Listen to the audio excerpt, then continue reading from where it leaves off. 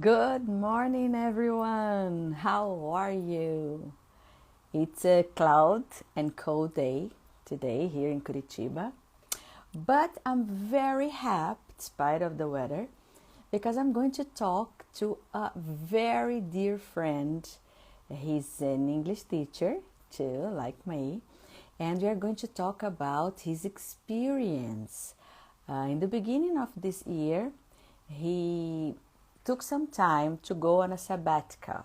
Yes, actually, a sabbatical, the definition is that you're paid to do it after some time of work.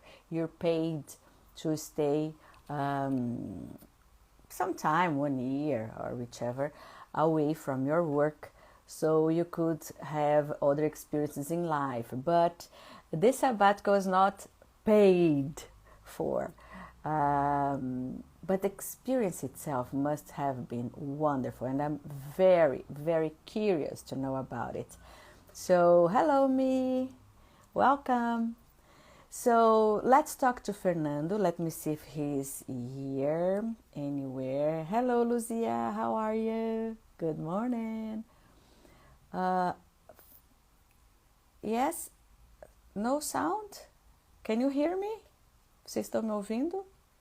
Can you hear me? Tell me if there's anything wrong. I don't know. Me, can you hear? Okay. I'm waiting for your answers. Right. Thank you, me. Thank you very much. So, let's wait a little bit for Fernando Guarany. Fernando is, as I told you before, an English teacher, and he lives in the north part of Brazil. Soon he will be here and he will introduce himself to you. But the fact is that he has this beautiful accent, this British accent that, oh my God, is awesome. I think it's so beautiful, so brilliant.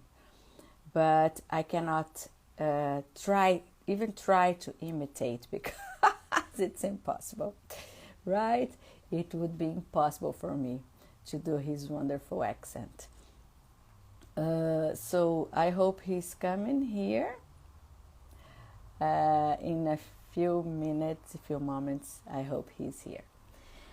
Why did I invite him to come here? Hi, Fernando. Good to see you. So he has just arrived.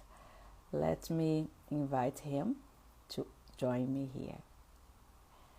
If everything is working fine. Hello, Fernando. Are you there? Hey! Hi there. Hi, my friend. How are you? I'm all right. I'm all right. How are you? Fine, just fine. I was just saying that it's a cloud and a bit cold day here in Curitiba, but I bet you're in a much better place in terms of weather, huh? Well, I have to admit, it's very sunny and beautiful today. It's a cloudy day as well, but it's a very sunny day. It's very windy as well, which is great. Good. So, my dear, would you please introduce yourself to people who are here and want to hear and know a little bit more about you? Sure. So my name is Fernando Guarany. So my surname is of indigenous origin, which I'm very proud of. So Fernando Guarany is my name. And I've been an English teacher and a teacher educator for about 3 decades. And whenever I say this, I like to compliment with saying I'm no spring chicken. So I've been around for quite some time now, and this is what I do for a living, but also this is something I do because I'm inspired by it. I think it's very therapeutic working with people, with students and teachers and colleagues. So yeah, I'm a proud father of a 27-year-old man and an 8-year-old boy who's my grandson, Joãozinho. So yeah, I'm based in Natal, Rio Grande do Norte, which is, as you know, on the coast, on the northeastern coast of Brazil, and it's a fantastic place to live in. Although I love Curitiba as well. but it's too cold here.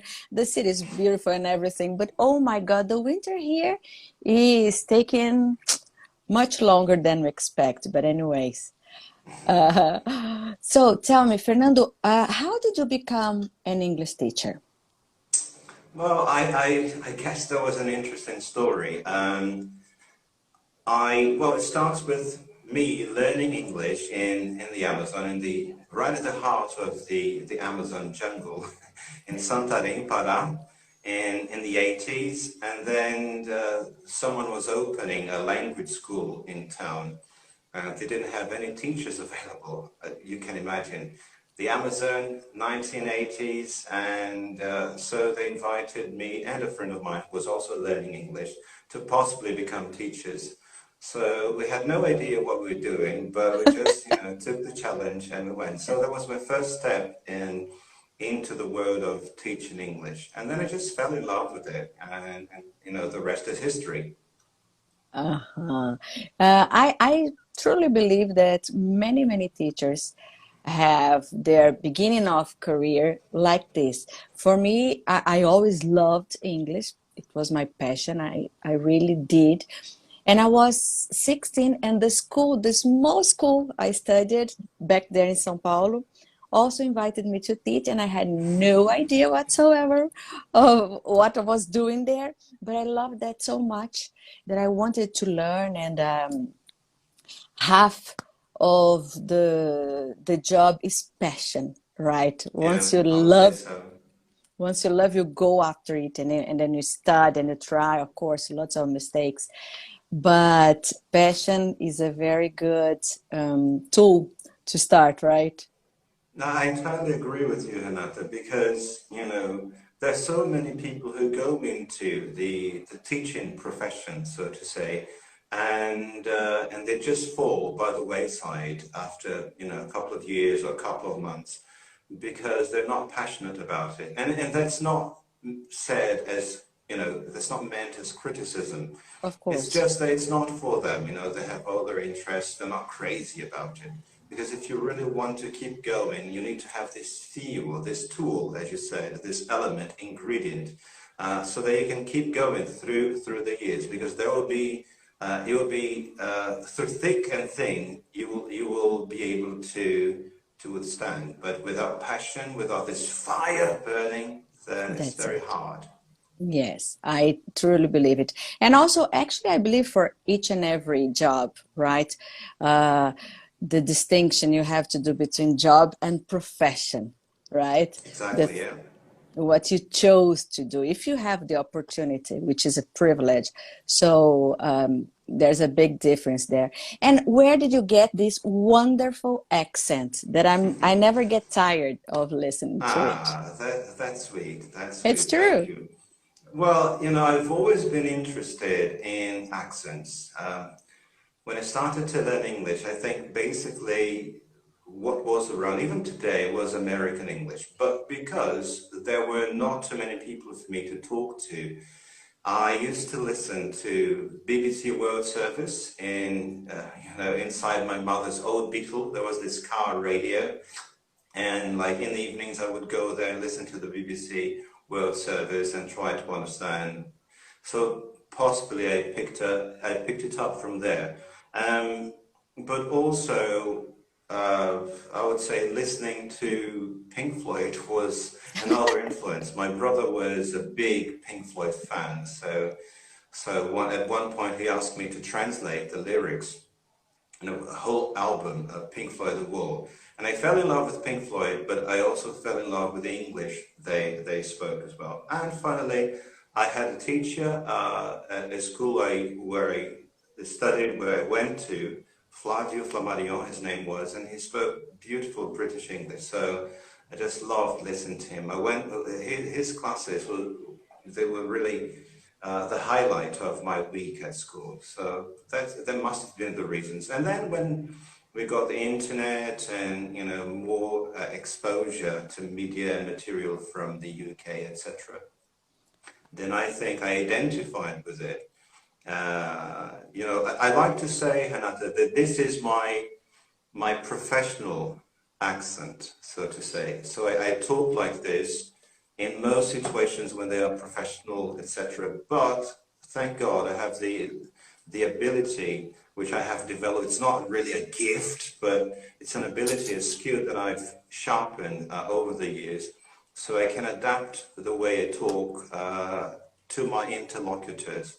So, for example, when I was in Scotland, clearly, whenever I was speaking to a Scotsman or in Ireland, I would try to speak in a way that was closer to their way of speaking, so that, I mean, we know that this makes acceptability more likely. So I don't try to put on an accent, so I don't speak like this, Renata. When I'm talking in English, I'm not trying to put on an accent like this at all. So I speak the way I speak normally. This is the Fernando Guarany's way of speaking, and it has traces, maybe strong traces of UK English, but it's not something like a mask that I'm putting on. It's something that I have integrated into my communication skills, and thankfully a lot of people seem to like it, you know, which I'm happy about. I hope your former teacher has heard what you said, because it was a beautiful compliment. Jesus Christ Almighty. Sorry. That's okay. It happens. Yeah. Yeah. Well, actually, this is my first time like falling I'll apart. drop mine too. Do it, please. Because teachers, of course, we always talk about this, but teachers are great influence in people's lives, right? As you said, this teacher was so special for you. His classes were the highlight of your week. I mean, how cool is that? How wonderful is it? And how important his job, this role model, right? So I really hope he heard that. And the other thing is that this British accent stands out because we're usually used to American accent due to films, music, whatever, the influence we have of American English, I believe is bigger than other accents, although English is spoken in many, many places all over the world. But I think it stands out so beautifully. And of course, it's not fake. It's not anything like this, but it really has a way to be, right. Yes, it's like your trademark. It's like something that belongs to you. And have you lived abroad? Have you studied abroad? Because I believe you studied in England too, no? It's funny when I say this. I have been to the UK so many times, but never for a very long season, you know. So it depends. It depends what you mean by live, right? So my definition of living is basically having a home of your own, like you have to look after your home, you have to sweep the house and clean the flat, for example, and then you have to go to the supermarket. In fact, in Scotland, you say, you're going to go get your messages. To get your messages means to go to the supermarket. It's crazy. But, Really? so what are you doing this afternoon? Oh, I'm very busy this afternoon. I need to go and get my messages. So it means you're going to go to the supermarket. Cool. So anyway, if by living you say you have to integrate into the local life, then I have lived for a very short time in the UK. In the first semester when I stayed from March to June in Scotland, because then I was totally integrated into the community. So I went out to have, say, dinner with my friends, or I went to the supermarket. I had to clean the flat, and then I had my online job and I had to work. It was not, it could be a working holidays, but it was more than holidays.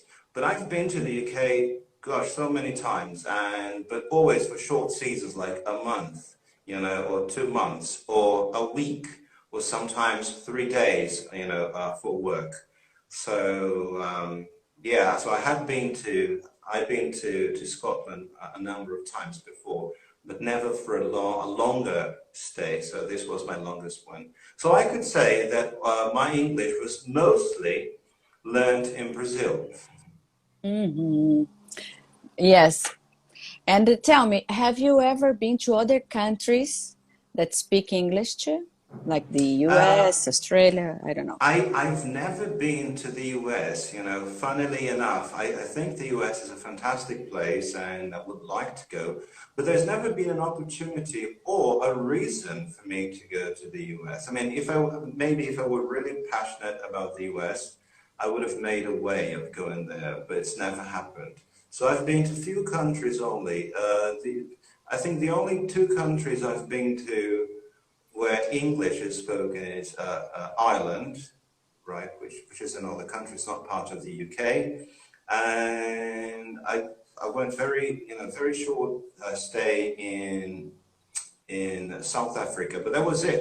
I haven't been to Australia. I have been to other countries, but where they don't speak English. It's not the first. Well, they do speak English. It's not the first language. And have you been to countries that don't have English as first language, but that you used English to communicate? For example, I don't know, Germany, as we don't speak Yeah. German, something like this. Yeah, well, one example would be France. France is a particularly interesting example because probably the newer generation of French people, they speak good English, but the older generation, they don't really. And of course you've heard that sometimes you have this conflict between France and the UK, you know, Uh-huh. the English people call the French frogs, right? Which is horrible. But Oh, yeah. I can speak French maybe to an intermediate, upper intermediate level.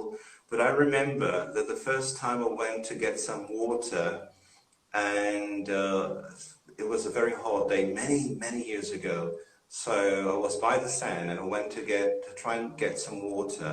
And I went to the man and I said, "Can I have some water, please?"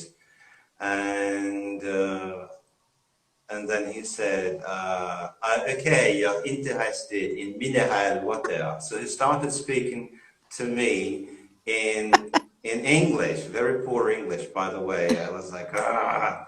Another story, another anecdote was I went to this restaurant and I was like sort of showing off, speaking to the waiter, all in French. I was feeling like on top of the world.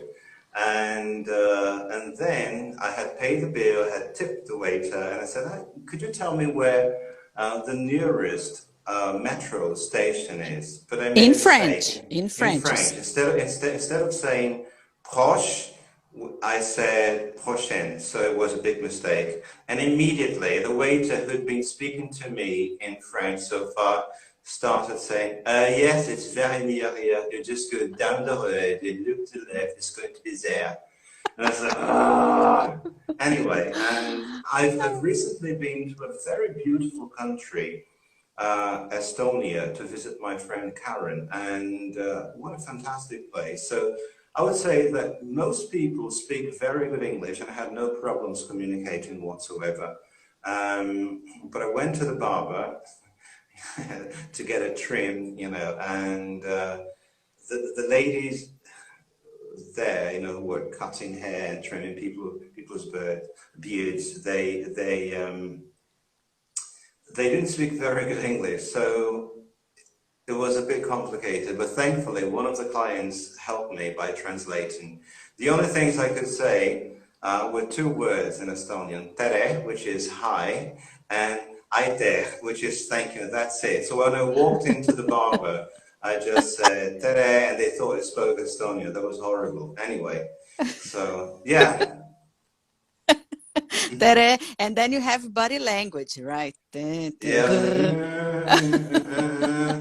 And maybe if she was asking, would you like it very short, not so short? And I was like, just do your magic, okay? You choose. Yeah, You choose because I can't communicate, so you choose. yeah. This thing about accents is very interesting.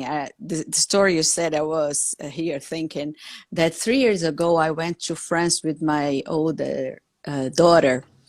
And also, I have been studying French. I love French language as well. I actually love languages, and I was also trying to communicate in French. Of course, I wanted to use all my French skills, and then I entered. I think it was not very good because I entered the shop and I said bonjour, and the lady immediately said pas française, and she didn't even give me the chance. I said bonjour, and it was so frustrating. But I tried, and I tried to communicate, and now That's very rude.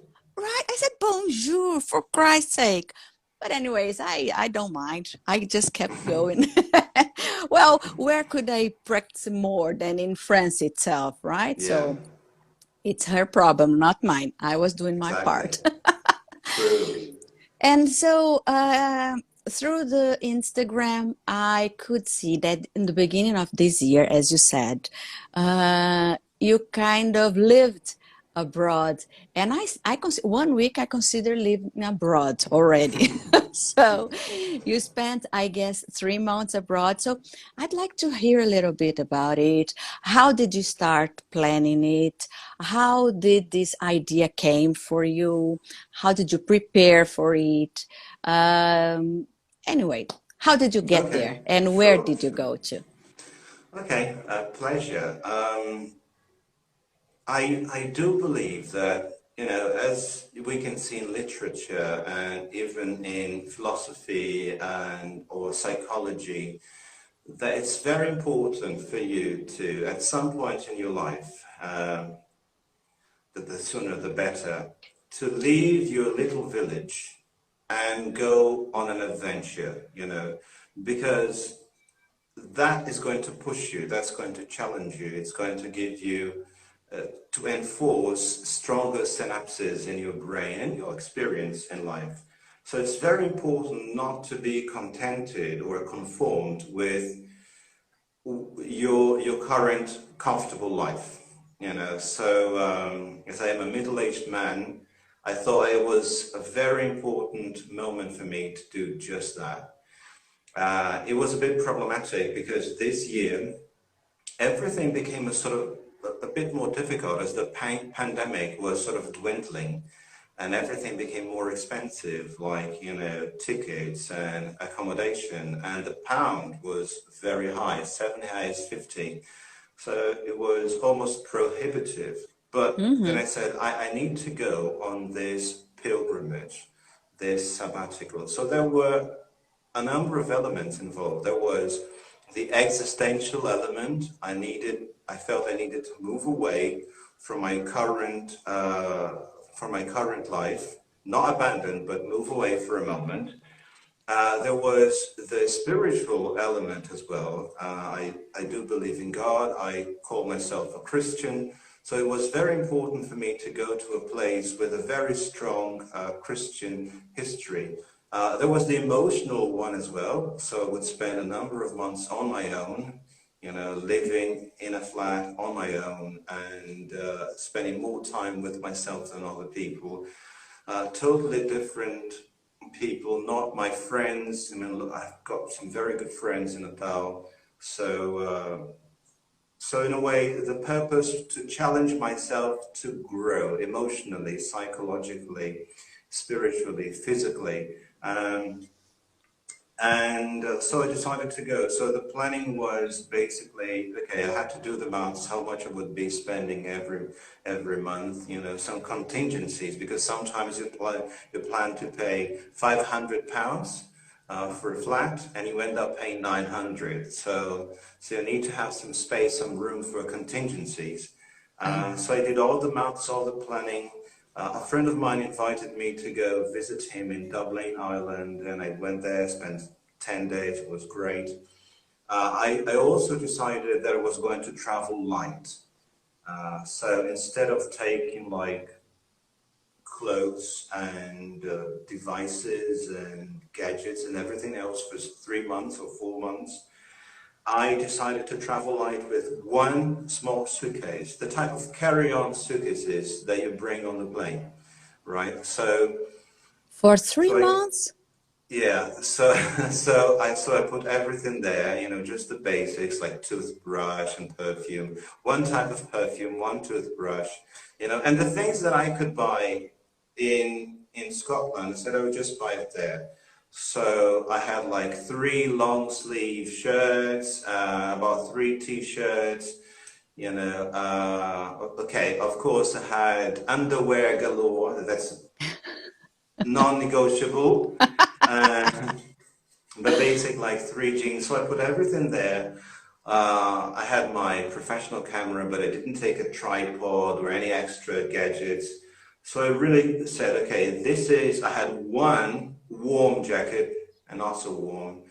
So basically, that's what it took there, and it Which was, is great, yes. yeah, It really suits the idea of the sabbatic, right? Of this move in life.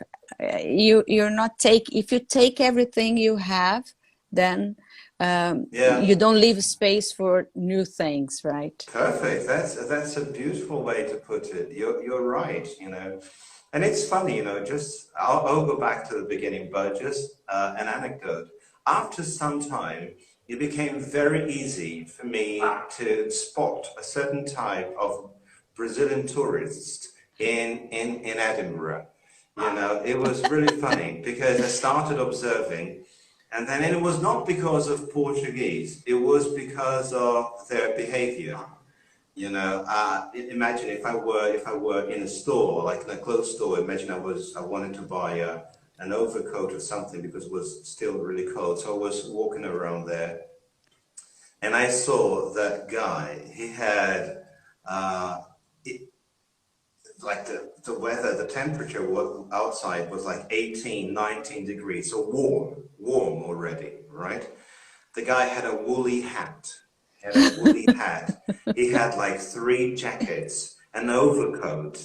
He had this massive boot and this very thick pair of trousers and gloves as well, and a Jeez. scarf, a very thick scarf around his neck. And and the moment I saw him, I said, Brazilian, Brazilian. I hadn't heard him speaking Portuguese. And then he said something, and I was almost staring, and I could see he looked at me.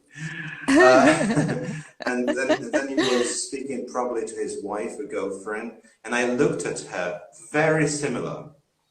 This bloody heavy boots, thick trousers, you know, like 2 heavy jackets, scarf, a woolly hat, and gloves, everything. And like everyone else, including me, was walking around in their t-shirts, you know. So they were the only ones, the tourists. It's like the French woman who does pas française. Anyway, Exactly. so I could spot very easily. But so one thing, so that was the reason why I went. I went to challenge myself to, you know, like Pinocchio. Pinocchio, he wanted to become a human being, right? And then throughout the story, then Geppetto, his father, he ends up in the belly of a whale. Do you remember the story? And Yeah. then Pinocchio, he wants to have adventures, but he was not expecting this to happen. But he wants to rescue his father.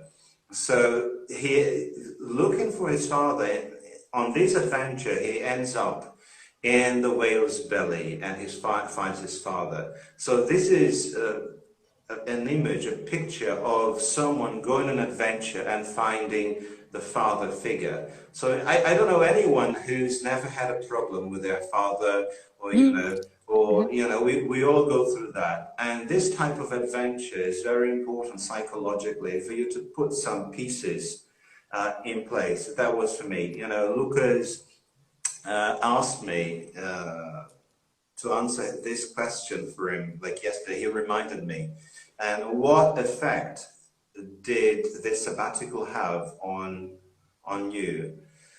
I would say I came back valuing much more the people I love. You know, like my next of kin, my family, my mother. Nowadays, I speak to my father and mother every single day. I didn't used to. Sometimes I would spend a month without speaking to them. So I value, and I've also found out that some people I was given a lot of attention to shouldn't be given this attention. Not that they are not good people or that they're not valuable, but because we don't have all the time in the world. And you know, something else is my spirituality grew stronger. Many times I would go to the top of Arthur's Seat, which is a beautiful volcanic mountain in Edinburgh. You can feast your eyes on the city the moment you get there. It's just, you know, it's amazing. And because I would look at that very old city, and I would look at that 1,000-year-old castle, and I would look at so many spires of churches and chapels, you know, and I said, gosh, our time here is so limited. Our time here is so short. We must make it count, you know, because it's going to go so fast. So another impact on me was, right now, I try to live each day at a time. You don't have more than that. So there was so it had a psychological, and you have a spiritual element there. So it made a huge difference. So basically, my other plan was I want to spend as much time as I can in Edinburgh. I don't want to travel. I did travel. I did some teaching face-to-face. I worked for a school in England. I went there to teach a couple of weeks, which was great. I've got a very good friend there as well. But my intention, so I went to London. My intention was basically to spend time in Edinburgh, because I don't want to be like one of those tourists, like they have 7 days, 7 countries in 7 days. That was not my intention. I think it's great if you want to take photos for Instagram. I mean, I'm not criticizing you if you're going on this kind of tour, but it doesn't work for me. I don't get to experience the culture. I won't have time to chat with my barber, for example, in Edinburgh. I won't have time to chat with the security guard at Tesco right outside the supermarket, you know, or just sit on the grass on a cloudy day and just spend time there looking at the sky. So shooting the breeze. Yeah. Can you see here? I think your friend is here. Look, she said the stone. Is it her? Yes, Karen, I love you. So cool. Karen, I must say this. Karen is, I mean, Karen and I have known each other for a number of years, and we met in Caxias do Sul for the conference in 2018. And we got to see each other again. She lives in Estonia. She's an entrepreneur in Estonia. And yes, that's me, haha. Lovely. And, you know, let me just tell you, Karen is a breath of fresh air. The few days I spent in Estonia with Karen were some of the sweetest days I had in Europe. And our friendship has grown stronger. And we are, I think, very close to each other. At least we send memes to each other every day. That's a way of keeping your friendship going. This is true friendship. This is exchanging memes is true friendship. This is so lovely. Good that she can hear that from you, because I bet if it was 2 ways, right, it wouldn't be possible to be just one way. So what a privilege to have friends like this all over the world. It is, right? Yeah, no, indeed. It's all about people, right? We usually say that it's all about people. Yes. Imagine you're the only person in the world, and you know you have the whole world to yourself. Yeah, it's nothing. And then you can go anywhere, you can walk into any buildings, you can drive any cars, but you're alone. What's the point? Exactly. It's like maybe you can travel to a wonderful place, beautiful, but if the company is wrong, or if you don't have anyone, it lacks meaning, right? It's completely, yes, it's completely empty. Look, thanks for the lovely words, Fernando. It was wonderful to have you here. Super. And then how long did you stay there? What did you do there? You said you worked there a little bit, and also Yeah. you teach online and your students are basically in Brazil. How did you deal with this time zone, and I how was have it? I have to connect my I have to power my phone here Go. Hmm. because the battery is about to die. So I have to Okay. remove this as well. But Go. While it, you do that, I'm going to tell people, maybe if you just joined our live, that today I'm talking to Fernando Guarany. He's a great dear friend and a spectacular English teacher. He has traveled in the beginning of the year for a sabbatical, and I asked him to join us today so he could tell us a little bit about his experience, everything that happened, the best stories, right? I'm interested in the good stories, things that went right and things that went wrong, because they are the ones that make the journey alive and worthwhile. So, are you ready now? Yes. yes, I'm ready. I'm Good. ready. Can you hear me? I can hear you. Uh-huh. Yes. And so you were going to tell me about your online classes. How did you deal with this? And also the light pack, right? The light luggage you took. So everything is online, right? Your material is online, so you didn't have to take books. Yes, yes. Yeah, I think it has to, I think it's a mindset as well, Renata. Mm-hmm.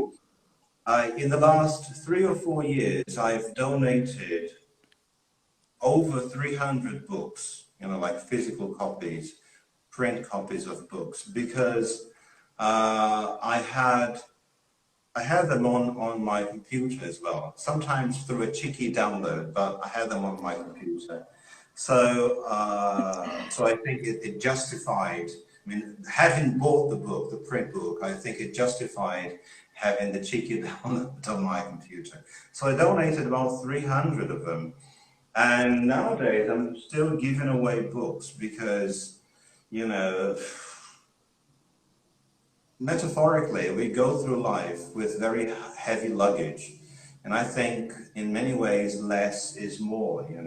There are some basic things that I think we should have, and we should have great things in life. So, for example, my bike is right there hanging on the wall. It's vital for me. I need it. My computer is here. My phone is here. But a lot of other things, they're just heavy weight. And so it has to do with mindset, really. Sure. So, so yeah, as I said, first I went to Ireland, and it was funny when I got to Ireland because one of the problems, one of the challenges, when there was a lady who was very nervous as she waited for the sort of home office, the immigration interview. And I was just, trying to calm her down and say, it's going to be all right. She said, I don't speak any English. I said, no, it's going to be fine. And she went before me and it was fine. But when it got to my turn, the elderly gentleman who was there, I said, good afternoon. And he said, what's the purpose of your trip to Ireland? And I started explaining to them, and he said, and who is Fernando? And I said, I am Fernando. He said, and where does your English come from? And I said, well, I'm an English teacher, I'm Brazilian, etc. He said, you speak like an Englishman. Have you been living in Europe? And then he gave me a hard time. So it was the Really? first time he wanted to see all my documents. Thankfully, I had all of them. So I showed him, and then in the end, You he left spoke too me. well. You spoke Yeah, too well. exactly. That was the problem. I was thinking to myself, I speak too good English, so he gives me a hard time. So what am I going to say to my students then? I should have spoken like, okay, good afternoon, sir. My name is Fernando Guarany. I am from Brazil. I'm here to visit my friend for 10 days. That would have been better. Anyway, so that was one of the things. Oh, I think this is a good one. It's a good tip. I had all my documents, not all of them, but some of them, like my return ticket, on my phone, right, online. So he wanted to see it. But the problem is, I didn't have a SIM card because I hadn't bought it yet. I wasn't in the country. I wasn't able to buy one. And then he wanted to see the return ticket, but the airport internet wouldn't connect. So I couldn't show it to him. And then I said, look, I can't show you because I haven't got internet. And I said, you can use the airport Wi-Fi. It's not working. And he was like, go. So make sure you've got print copies of your documents to show to any officer who requests it from you, right? Yes, and also you can take pictures. I mean, print screens, right? Yes. But even that, if you have a problem with your phone, Exactly. so take pictures. Better safe than sorry. Okay, about teaching in the UK. There's a lovely school in Truro, which is in Cornwall, southwest of England. Very beautiful place. One of the most beautiful places I've ever been to, with beautiful sandy beaches, cliffs and hills and green grass and old buildings, and it's a fantastic place. And castles, at the same time. A castle on an island, St. Michael's on the mount. So there's a lovely school there whose director I've known personally for many years. We did the Cambridge Delta in London over 10 years ago.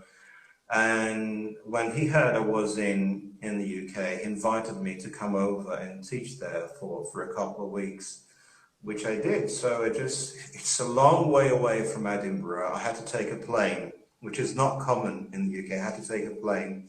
Expensive tickets, by the way, but it was worth it.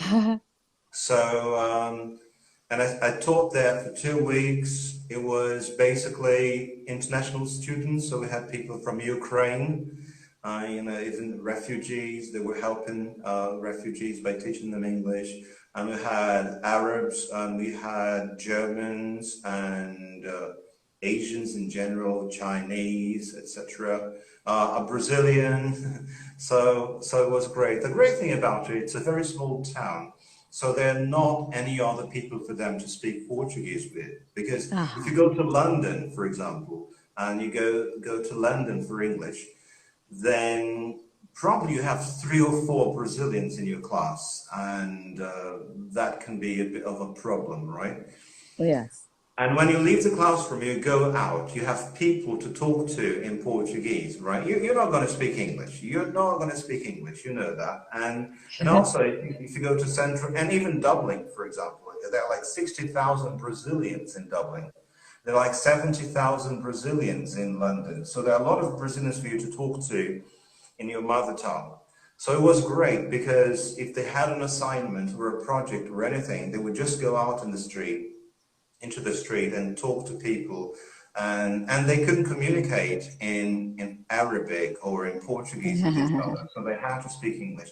I've had this opportunity before in London, and it's more challenging in some ways to teach multilingual classes, but on the other hand, it's beneficial as well. It was a great time. I learned a lot, and I had the opportunity of spending time with my friend's family as well, which was also a highlight of this season in Truro and in Cornwall. And what else? Karen is asking which country had the best pronunciation. Wow. I would say people in Estonia speak very good English with a typical accent, which is great. I remember when Karen and I had lunch on the first day, and there was this waitress, Ellen, E-L-I-N, and she spoke amazing English. They all spoke very good English in Estonia. I would say the older generation, they struggle a bit more. French people don't speak very good English, in my experience. I may be wrong, but the older generation as well. Germans speak amazing English. Gosh, the Dutch, tell me they're not a native speaker. They're just crazy. People, also, Scandinavians speak amazing English. as well. I remember I was having a chat with a friend, and I told her that that I have a Swedish cousin, Samuel, and he speaks amazing English, but his pronunciation is really something. So, for example, he's very well educated. He's a very peculiar person. He's very well educated, but he works as a lumberjack. But if you ask him, what do you do? He says, oh, I'm a lumberjack. So, but in general, I would say 99% of Scandinavians speak amazing English, right? Yeah, and Brazilians speak excellent English as well, the ones who do. Yes, and it will always be our second, third language. I mean, Yeah, um, I don't know, maybe students want to have this wonderful, incredible accent, but the important thing is to communicate, to get the idea what you want to say and what you're listening, right? To make this communication, because it's always going to be a second language. So sometimes I get a little bit worried about this thing of pronunciation is super important, but be careful with this dream of speaking like a native speaker, because I don't know, I tend to think that it's a little bit overrated. I don't know. There's a yeah. question. No, you know what, Hannah? I forgot a very important country I've been to.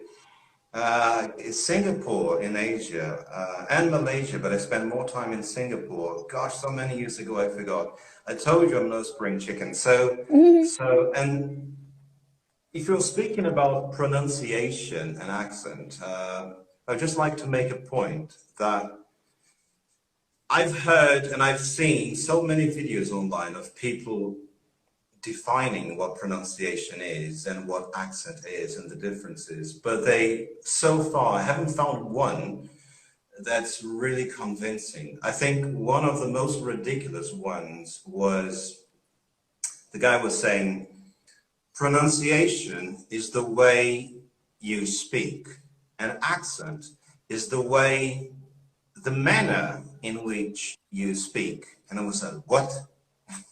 What are Jeez. you talking about? So basically, pronunciation, as far as I can see it, refers to some standard, not superiority, but some standard against which all the other varieties are compared, you know, but not compared as inferiority or superiority. So when we talk about standard American English, it doesn't mean that there's a superior type of American English, but there's a type of American English that concentrates in it, like a standard that concentrates in it, the, the main features that are shared by all other accents, so to say, California or New Yorker accents. And an accent is any pronunciation or any way to any pronunciation that deviates from an expected standard, which doesn't mean deviates from standard British, for example. So a standard from a community of speakers. So for example, if you're in Manchester and you're a Londoner and you arrive in Manchester and you're speaking with your London accent, you will have an accent, of course, because if you compare it to, or if you contrast it with the way the community of speakers speak there, they will say, where'd you come from? It's not good or bad, it's just different. However, having said that, no accents are neutral. If you speak with a foreign accent, if you speak with a native accent, people will always judge your accent, Mhm. always, positively, negatively. So accents can be sexy, accents can be thick, accents can be foreign, but they cannot be neutral. So what do I say to my students as well? Look, you've got to understand that people will judge you based on the color of your skin. If you're white, they will judge you. If you're black, they will judge you. If you're rich, poor, if your accent is a native accent, if it's not native, they will judge you. So you've got to be ready because this is life. Now, your point is a very good one. The problem is when a non-native speaker, let's say a Brazilian, becomes obsessed with having a native accent, right?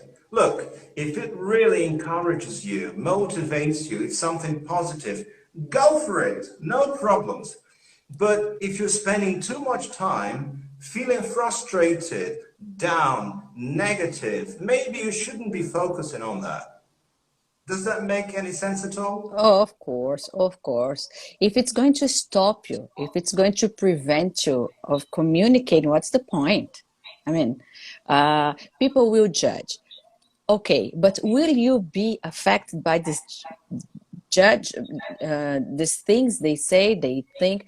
You have no control over it, right? You're Exactly, doing your perfect, yeah. best. We're studying, we're doing our best, we're trying, we're having fun during the journey. So if it becomes too hard, you're gonna miss the point, I guess, right? And you're going to be Yeah, worried about things that, in the end of the day, are they that important? I mean, standard Brazilian. What is the standard Brazilian accent? Do you know? Do we have yeah, it? well, we don't have one, right? Yeah, we Look don't at the have. size of this country, right? Of course, if you come to Curitiba, you're going to have the accent. If I go to Natal, I'm going to have the accent. So what? That's the beauty of it. I mean, I really don't see the point. I think we have to try our best to speak good English, to have a good amount of vocabulary, to try and be able to express ourselves as we do in our mother tongue, or as close as possible, right? To be the same person, let's say, in another language, in this case, English. But for me, this is it, right? This thing about native speaker accent and thing, I think it's beautiful and it belongs to that person, right? It belongs Yeah. to that people. So I really Yeah, don't no, see. there's a story I like sharing, which is about Antonio Banderas when he went from Spain to Hollywood to start acting there, etc. So he was making headway, becoming famous, and he started taking accent reduction lessons, because he wanted to speak English like an American. And Brad Pitt went up to him and said, "Don't don't kill your Spanish accent because no, don't lose your Spanish accent because if you do, you're lost." Now, can you imagine Antonio Banderas speaking with a perfect Louisiana accent? It wouldn't work, right? Wouldn't work. Wouldn't work. It wouldn't be So him. yeah, yeah. And as I told you, in some contexts, I make an effort to speak more like a Brazilian, because like in Singapore, I was once giving a speech, and one of the Brazilians in the audience said, "Man, your English is so difficult. I could understand almost everybody else, but I couldn't understand you very well." And that was so many years ago, and I said, that's an interesting lesson, so that's an interesting lesson for me. If you have the ability of changing your accent or adapting your accent at your will, then teacher Lucas is saying it's the so-called standards are set by the ones in power. That's an interesting point. But you It see, is. if you have, it's almost like learning a new language almost. When I went to the pubs in Dublin, like to have a pint of Guinness or something, I like talking, so I would have a conversation, strike up a conversation with a bartender, and very quickly he would say, "Are you an Englishman?" And I said, "No, I'm Brazilian," etc. And he said, "Oh, why'd you talk like that, man? It's so ugly. Don't speak like that." They hated it. They hated it. So what I started doing is I would either speak with a Brazilian accent, or I would, you know, try my luck with an Irish accent or a Scottish accent, at which I'm better. And I love going to the neighborhood pubs, not only the tourist area, because the neighborhood ones, like on the outskirts, they have more identity. You have local people going there, like builders after work going there, or elderly citizens going there, like a couple to have a drink. So when I went to those places, I would just try and use my fake Scottish accent, because I would be so much, yeah, the reception would be so much better. Now I remember, the first one I walked into, I just went to the barman and I said, hiya, hiya, hiya, a pint of Guinness, please, a pint of Guinness, please. And then I went to the loo. When I came back, started having a conversation with another guy using this fake accent. And then the guy asked me, where'd you come from? And the bartender said, oh, come on, you don't know, he comes from Scotland. So this is like a mask. And some people say to me, oh, Fernando, that's a gift. It's not a gift. I've been playing around with accents for 20 years. So you can do that too, but it's not easy. And it's not trying to become someone else. It's trying to use it as a tool with a clear objective. But if you want to sound like a native speaker again, it's positive for you, it's encouraging, you get motivated, go for it. But don't be like Renata said, if it's killing your English, you're not being able to communicate because you're wasting time on perfecting your pronunciation, which will never be perfect anyway, then no, don't do it. Yes, I think, well, it's up to each one, but sometimes this obsession is a bit overwhelming for this, for the students, for the teachers. I mean, and well, we're almost finishing our live. Time flies, right?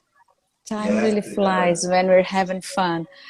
And I'd like to ask you, do you want to say anything else? Would you like to add anything? And if anyone that's watching would like to get in touch with you, how could they do? How can they reach you?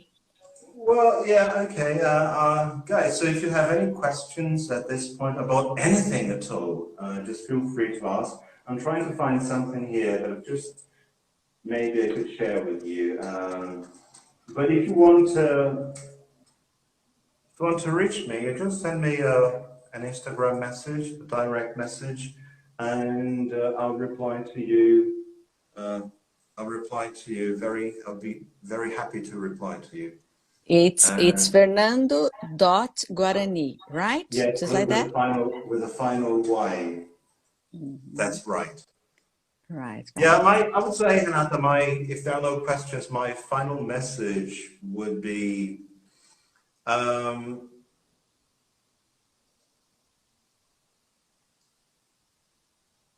life is very, very short, and hardly ever do we stop to think about death. In the world today, we don't want to think about death. I mean, are you crazy when I talk about death right now on a Thursday morning? But death is a great way, the end of this life is a great way to sober you up.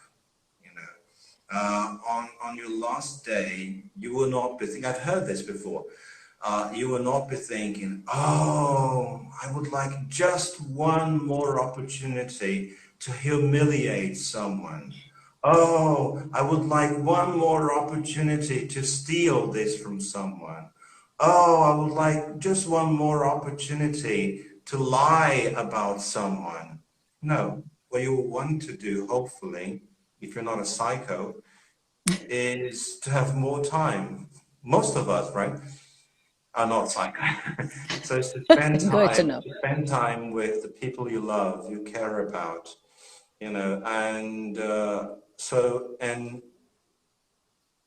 in the end, like the Beatles said, the love you receive is equal to the love you give. Maybe not, but the love you make is the love you take. So Remember, the life is short.